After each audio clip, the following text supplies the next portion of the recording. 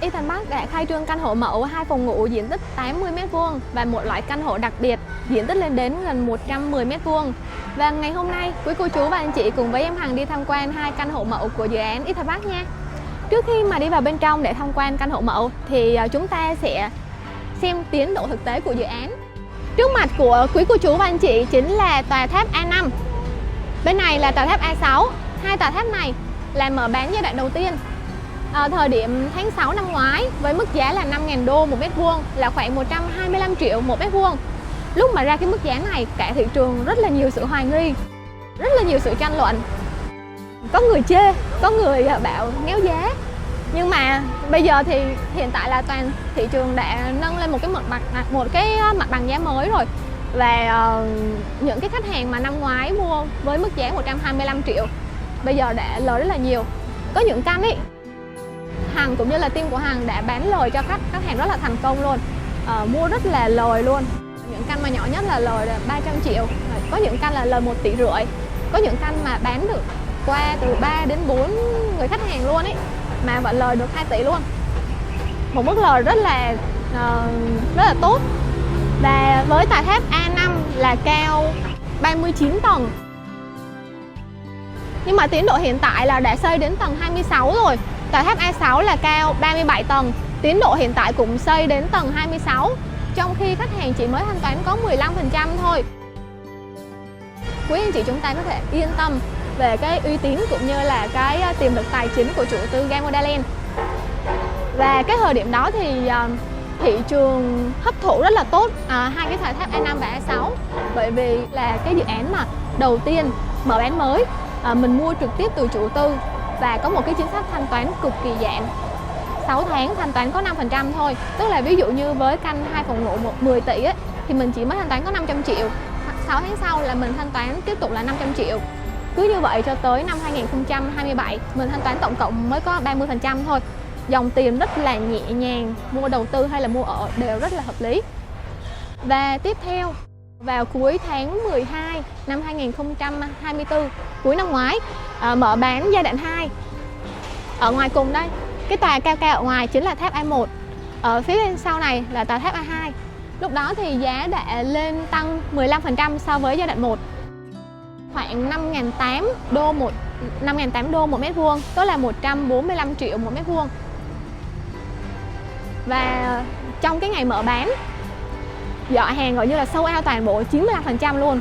Mặc dù là thời điểm đấy nha, thị trường có dự án Mattery Grandview là trong khu đô thị The Global City cũng mở bán với mức giá rumor là mức giá là từ 100 triệu một mét vuông. Nhưng mà Ethan Park giỏ hàng vẫn sold out, vẫn cháy hàng, tại vì cái dòng tiền thanh toán cực kỳ linh hoạt, cực kỳ nhẹ nhàng. Và chúng ta có thể coi tiến độ hiện tại, tòa tháp A1 đã xây lên đến tầng 6 rồi ạ. Đây, tòa tháp ngoài này. Và phía sau là tòa tháp A2 cũng đã xây đến tầng 6 rồi, tiến độ rất là tốt luôn. Và gần chúng ta nhất đó chính là tòa tháp A3 và A4. Sắp tới đây thì sẽ nhận booking và mở bán. Hai tòa tháp này thì sẽ có một cái vị trí là trung tâm của dự án Ethan Park, một cái vị trí đẹp nhất với tầm view của các căn ở đây sẽ là thoáng nhất. Và toàn bộ những cái tiện ích sẽ tập trung ở hai tòa tháp này. Ở đây sẽ có là dịch vụ quản gia cũng như là vận hành theo tiêu chuẩn quốc tế. Bàn giao sẽ cao cấp hơn. Chúng ta sẽ có bàn giao là bếp, đạo bếp, tủ lạnh, rồi máy lạnh âm trần cho toàn căn hộ. Đặc biệt, A3 và A4 sẽ không có loại căn một phòng ngủ bán riêng, mà chủ tư sẽ bán cặp. Cứ bán cặp luôn cả 2 căn một phòng ngủ. Và trong nhà mẫu thì chúng ta cái loại căn mà gần 110 m² đó chính là 2 căn một phòng ngủ đập thông. Bây giờ thì chúng ta sẽ cùng nhau đi vào bên trong để có thể tham quan thực tế 2 căn hộ mẫu nhé. Bây giờ thì chúng ta sẽ cùng nhau đi tham quan. Bên trong này mình sẽ có sa bàn cũng như là layout bóc mái của 3 loại căn hộ. Thì trong video trước Hằng cũng có quay về cái sa bàn cũng như là những cái loại căn layout bóc mái. Phía bên này là căn một phòng ngủ này.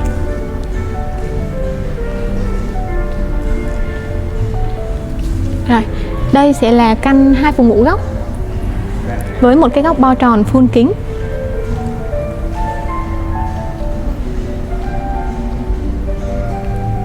Bên đây sẽ là loại căn 3 phòng ngủ góc với một cái ban công siêu dài liên thông với lại cái phòng lôi ra ở đây.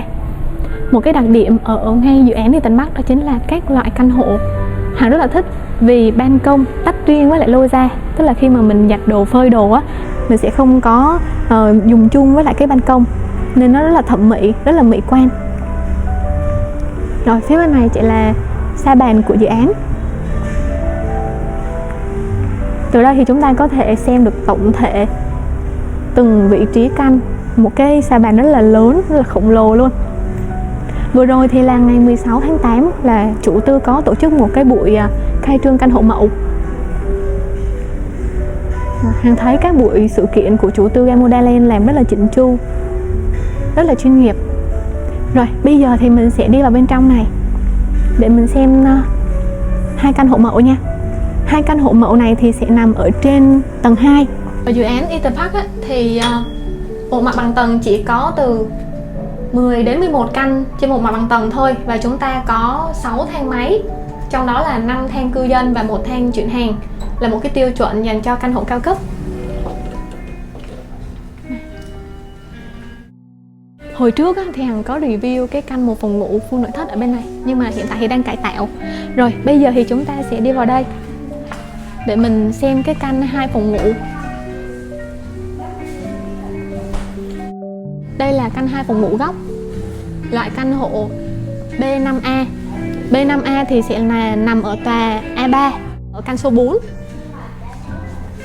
Với diện tích tim tường, diện tích xây dựng sẽ là 79,7 m², với diện tích sử dụng là 73,2 m². Đây là vị trí cửa lối vào này. Vào đây thì bên này mình sẽ là khu vực bếp. Kế khu vực bếp sẽ là sân phơi. Đi vào đây sẽ là phòng khách. Ra đây là ban công. Đến đây thì sẽ là có một cái phòng ngủ master, phòng ngủ chính, có một cái góc kính bo tròn ở đây. Rồi, phía bên này sẽ là cái phòng ngủ trẻ em. Bây giờ mình đi vào bên trong để tham quan căn hộ mẫu này nha quý cô chú anh chị.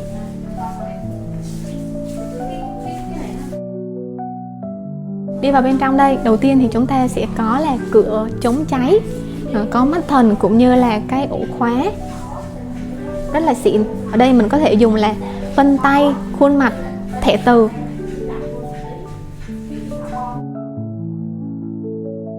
Phía bên tay phải sẽ là khu vực bếp.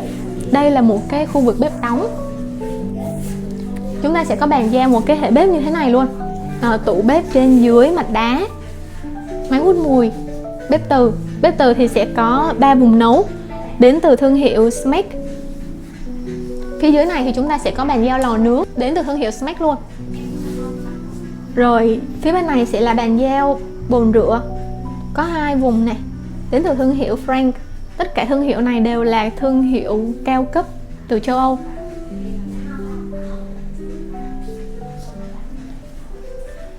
Rồi phía bên này thì mình sẽ có một cái hệ tủ, và đây là tủ lạnh, sẽ có bàn giao liên thông với lại cái khu vực bếp, đó chính là lô ra.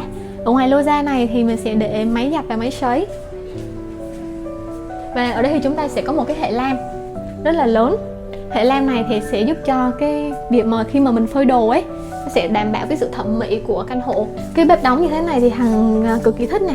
Tại vì ví dụ như là khi mà mình chế biến đồ ăn, hoặc là khi mà mình nấu ăn uống á, mà nhà có khách thì mình cứ chế biến ở trong này thôi. Khách hàng tới thì, hoặc là có khách tới thì mình cứ ra đây tiếp khách, chứ nó không phải là bếp liên thông luôn. Thì lúc mà mình đang nấu ăn thì có khách tới thì sẽ rất là ngại. Nhưng mà bếp đóng như thế này thì nó sẽ riêng tư này. Bên này thì sẽ có một cái là hệ tủ giày này. Rồi và bên trong đây mình sẽ có một cái bàn ăn hình bầu dục.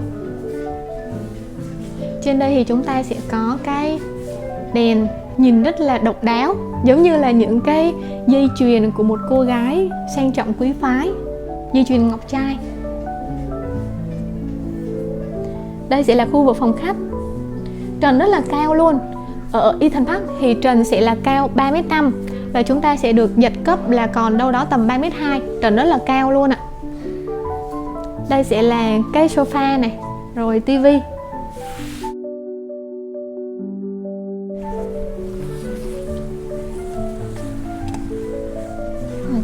Đi ra ngoài này thì mình có thể coi rõ được cái tiến độ thực tế của tòa tháp A3, A4, A1 và A2.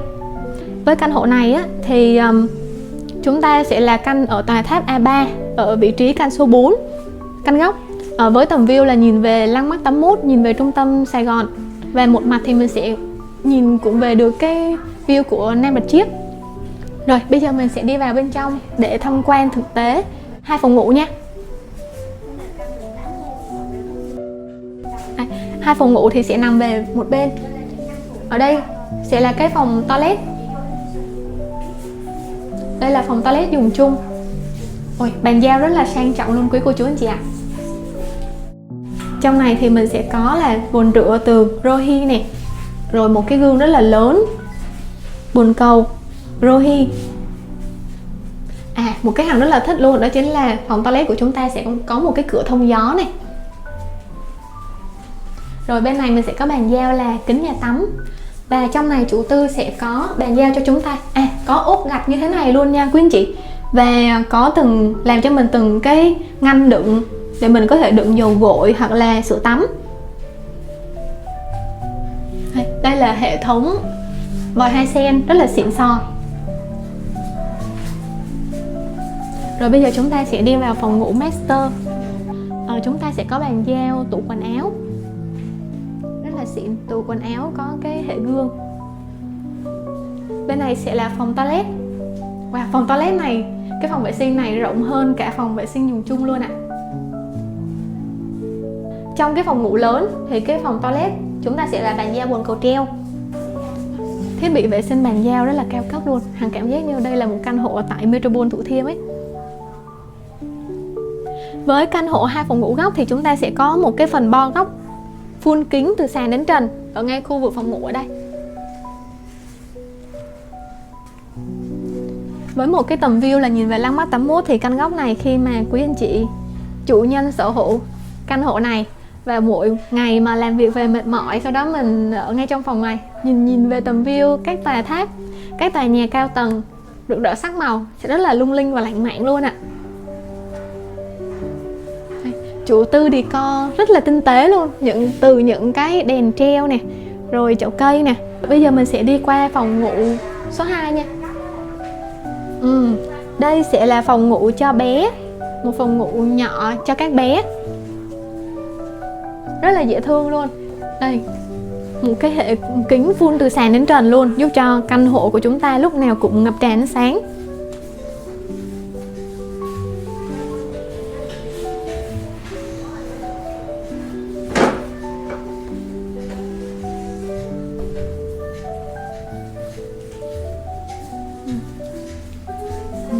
Với căn 2 phòng ngủ góc, diện tích lên đến gần 80 m². Rồi, bây giờ thì chúng ta sẽ đi qua đây để mình xem nhà mẫu, xem căn hộ mẫu của căn diện tích lớn 110 m².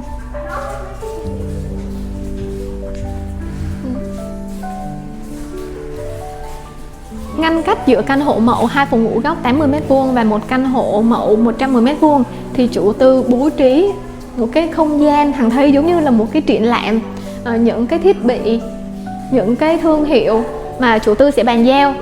Rất là hiếm, Hằng thấy rất là hiếm chủ tư nào mà có trang bị làm hẳn một cái khu vực mà trưng bày những cái thiết bị cụ thể, ghi thông tin đầy đủ. Đây, ví dụ như là lò nướng âm tụ là từ thương hiệu gì, mạch đá bếp, và bên này thì là có cả thiết bị đấy luôn, để cho khách hàng có thể dễ dàng hình dung, gia tăng trải nghiệm của khách hàng khi tham quan nhà mẫu. Cũng như là chủ tư khẳng định những cái thiết bị, những cái nội thất mà sau này chủ tư bàn giao nó sẽ rõ ràng như thế này. Để đầu tư những cái khu vực mà trưng bày như thế này Hằng phải tốn thêm rất là nhiều chi phí. Chúng ta có thể thấy là chủ tư Gamoda Land rất là chuyên nghiệp, làm việc rất là bài bản luôn. Làm hẳn một cái hệ bàn như thế này chỉ để trưng bày cái ổ cắm thôi.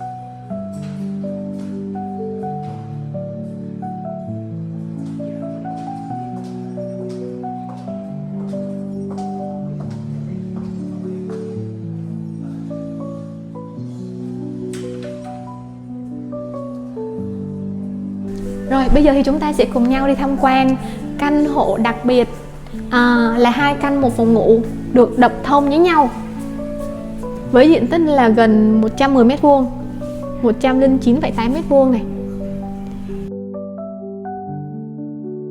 2 căn 1 phòng ngủ liền kề nhau. Căn A3 3A là ở tòa tháp A3, căn số 5. Căn này thì sẽ có tầm view là nhìn về quận Nhất, Landmark 81. Lối cửa chính đi vào sẽ là ở đây. Vào đây thì chúng ta sẽ có một cái khu vực bếp bên này, phòng ăn, ban công. Ở ngay phòng khách này thì bản chất nó sẽ là một cái phòng ngủ mà mình sẽ đập ra để làm một cái phòng khách thật là lớn. Phía bên này là có phòng vệ sinh này, rồi sân phơi. Vào đây thì mình sẽ có một cái phòng ngủ nhỏ, phòng ngủ chính, và đi ra đây là ban công, và có một cái khu vực để mình làm tủ đựng quần áo thật là lớn. Và đây cũng là cái căn hộ có diện tích trên 100 m² duy nhất ở tại dự án Đi Tân Bắc, có 2 ban công. Đây, ban công ở ngay phòng ngủ chính và ban công ở ngay phòng khách, phòng ăn. Rồi bây giờ mình sẽ đi vào bên trong để tham quan cái căn hộ mẫu này nha. Đây, đi vào bên trong một cái cửa rất là lớn, cửa chống cháy, cửa chính chống cháy, là có mắt thần này, cũng như là có cái ổ khóa chính đến từ gel. Mình có thể dùng là vân tay, khuôn mặt hoặc là thẻ từ. Ở đây mình sẽ có cả nút bấm luôn, mật khẩu luôn. Bên đây là một cái hệ tủ giày này. Ở đây là khu vực bàn ăn, thì sẽ có một cái bàn hình bầu dục. Phía bên trên thì chủ tư có trang trí một cái đèn nhìn rất là lạ mắt, giống như là đám mây hoặc là một cái dải lụa, nhìn rất là độc đáo. Ngoài đây sẽ là khu vực ban công.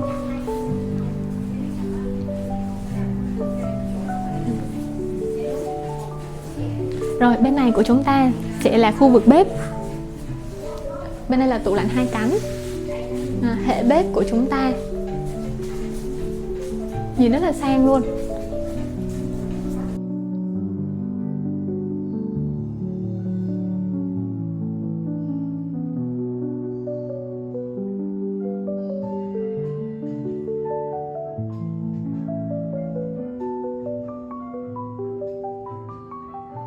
Phòng ngủ, nhưng mà chủ tư có một cái layout gợi ý, đó chính là đập ra để làm một cái phòng khách rất là lớn. Thì đến ngày 26 tháng 8 khi mà chủ tư công bố cụ thể là với cái loại căn 1 phòng ngủ đập thông như thế này, bàn giao như thế nào, thì Hằng sẽ cập nhật đến quý cô chú anh chị nha. Rồi bên trong này thì chúng ta sẽ có là phòng vệ sinh, phòng toilet dùng chung này.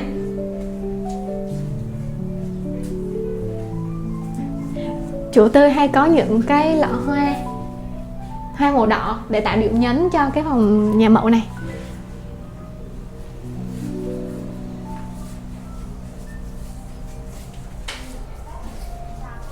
Bên này thì chúng ta sẽ có khu vực lô gia. Ở lô gia này thì mình có thể một cái lô gia thì mình dùng để máy giặt hoặc là máy sấy. Còn một lô gia thì quý anh chị chúng ta có thể làm một cái vườn nhỏ. Đi qua bên đây sẽ là phòng ngủ số 1 này.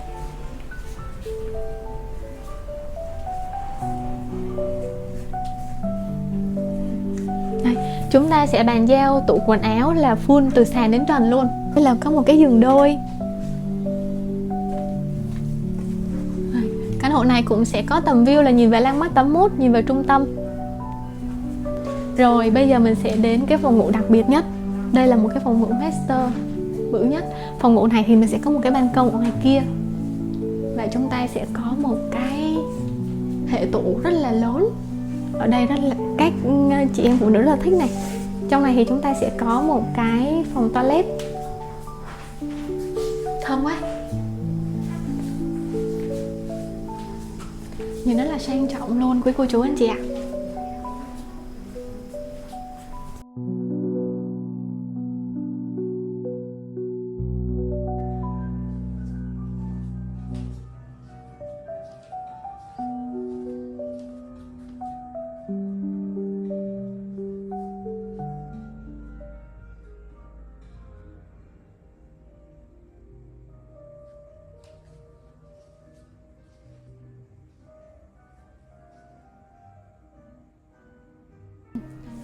Dạ, nếu quý cô chú anh chị chúng ta đang quan tâm đến dự án đi Tân Bắc thì hãy liên hệ với Hằng để Hằng có thể tư vấn chuyên sâu về giá bán, chính sách bán hàng cũng như là cập nhật những cái thông tin mới nhất và dẫn quý cô chú anh chị chúng ta đi tham quan thực tế dự án cũng như là nhà mẫu nha.